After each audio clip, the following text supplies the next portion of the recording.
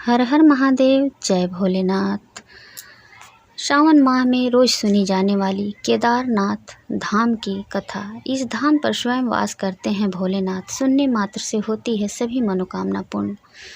दोस्तों, इस कहानी में हम आप लोगों को आज एक सच्ची भक्त और भगवान की कहानी जो मैं सुनाने जा रही हूँ, भोलेनाथ की सच्ची भक्ति करने वाले को इसी प्रकार से उनकी सभी मनोरथ पूर्ण हो जाती है, जिस प्रकार से इस कहानी में इस भक्त की हो गई है।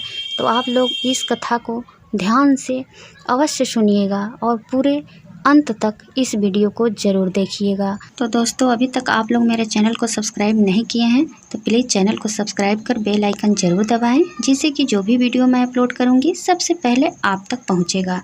तो चलिए, मैं देर न करते हुए इस वीडियो को शुरू करती हूँ। भोलेनाथ सबके साथ। केदारनाथ के दर्शन के लिए भक्त साल भर इंतज़ार करते हैं। केदारनाथ की चढ़ाई को बेहद ही मुश्किल माना जाता है, लेकिन ऐसा कहा जाता है कि भोले बाबा जिसे दर्शन देने की ठान लेते हैं उसे दर्शन देकर ही रहते हैं। इसी बात से जुड़ी है भगवान शिव के भक्त की कहानी, जिसके बाद केदारनाथ को जागृत महादेव कहा जाने लगा था। दोस्तों, तो चलिए आपको मैं सुनाती हूँ वो कहानी जिसके बाद केदारनाथ को जागृत महादेव कहा जाने लगा था। वो कहानी इस प्रकार है।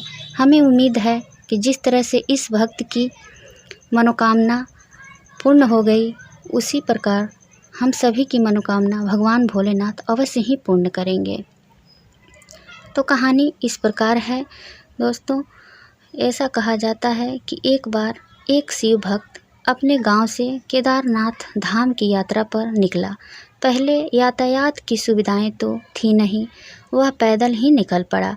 रास्ते में जो भी मिलता उससे केदारनाथ का मार्ग पूछ लेता और मन में भगवान शिव का ध्यान करता रहता। चलते चलते उसको महीनों बीत गए। आखिर एक दिन वह केदार धाम पहुँच ही गया। केदारनाथ में के मंदिर 6 महीने खुलते हैं और 6 महीने बंद रहते हैं। वह उस समय पर पहुंचा जब मंदिर के द्वार बंद हो रहे थे। मंदिर के पंडित को उसने बताया वह बहुत दूर से महीनों की यात्रा करके आया है। पंडित से प्रार्थना की, कृपा करके दरवाज़ा खोलकर प्रभु के दर्शन करवा दीजिए। लेकिन वहाँ का तो नियम है, एक बार द्वार बंद हो तो बंद। इसके बाद वह बहुत रोया, बार बार भगवान शिव को याद किया, प्रभु बस एक बार दर्शन करा दो। वह प्रार्थना कर रहा था सभी से, लेकिन उसकी किसी ने भी नहीं सुनी।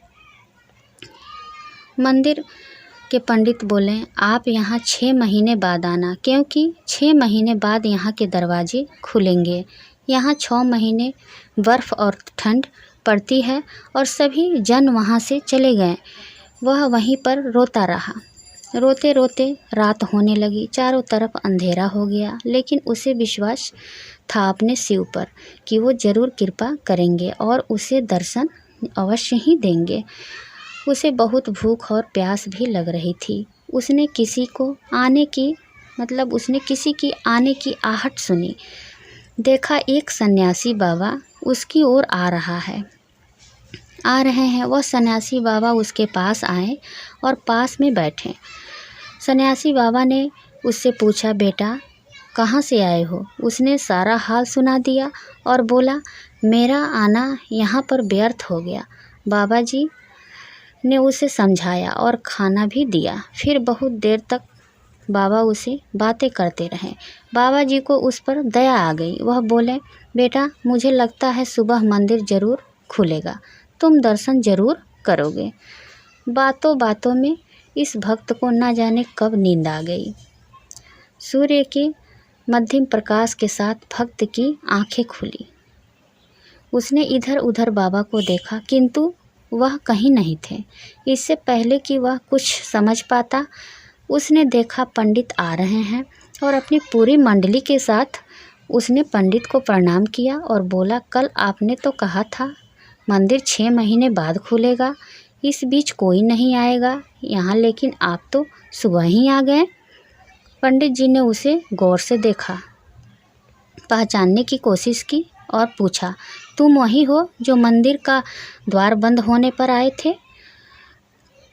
मुझे जो मिले थे तुम 6 महीने होते ही वापस आ गए? उस आदमी ने आश्चर्य से कहा। नहीं, मैं कहीं नहीं गया। कल ही तो आप मिले थे रात में, मैं यहीं सो गया था, मैं कहीं नहीं गया। पंडित के आश्चर्य का ठिकाना नहीं था। उन्होंने कहा, लेकिन मैं तो 6 महीने पहले मंदिर बंद करके गया था और आज 6 महीने बाद आया हूँ। तुम 6 महीने तक यहाँ पर जिंदा कैसे रह सकते हो? पंडित और सारी मंडली हैरान थी। इतनी सर्दी में एक अकेला व्यक्ति कैसे 6 महीने तक जिंदा रह सकता है? तब उस भक्त ने उनको सन्यासी बाबा के मिलने और उसके साथ की गई सारी बातें बता दी कि एक सन्यासी आया था, लंबा था, बड़ी बड़ी जटाएं, एक हाथ में त्रिशूल और एक हाथ में डमरू लिए मृगशाला पहने हुए था। पंडित और सब लोग उसके चरणों में गिर गए। बोले, हमने तो जिंदगी लगा दी किंतु प्रभु के दर्शन ना कर पा सके। सच्चे भक्त तो तुम हो। तुमने तो साक्षात भगवान शिव के दर्शन किए हैं। उन्होंने ही अपनी योग माया से तुम्हारे 6 महीने को एक रात में परिवर्तित कर दिया, कालखंड को छोटा कर दिया। यह सब तुम्हारे पवित्र मन और तुम्हारे विश्वास के कारण ही हुआ है। तो दोस्तों, भक्ति में विश्वास बहुत ज़रूरी है। अगर आप पूजा पाठ करते हैं तो आपको विश्वास रखना भी बहुत ज़रूरी है। ऐसा कहा जाता है कि मानो तो देव, नहीं तो पत्थर। अगर आप मानते हैं तो पत्थर में भी भगवान आ जाते हैं, अगर आप नहीं मानते हैं तो मंदिर में भी भगवान नहीं रहते हैं। तो कोई भी काम करने के लिए पहले हमें विश्वास करना ज़रूरी होता है। जब तक विश्वास नहीं होगा तब तक वो कार्य पूर्ण नहीं होता है। तो उम्मीद करती हूँ कि यह जानकारी आप लोगों को पसंद आई होगी, यह कथा पसंद आएगी। अगर वीडियो पसंद आए तो आप लोग लाइक, सब्सक्राइब, शेयर ज़रूर कीजिएगा और कमेंट बॉक्स में जय भोलेनाथ ज़रूर लिखिएगा। तब तक के लिए आप लोग हंसते रहिए, मुस्कुराते रहिए, खूब खुश रहिए। तो फिर मिलती हूँ एक नए वीडियो के साथ। तब तक के लिए बाय, धन्यवाद।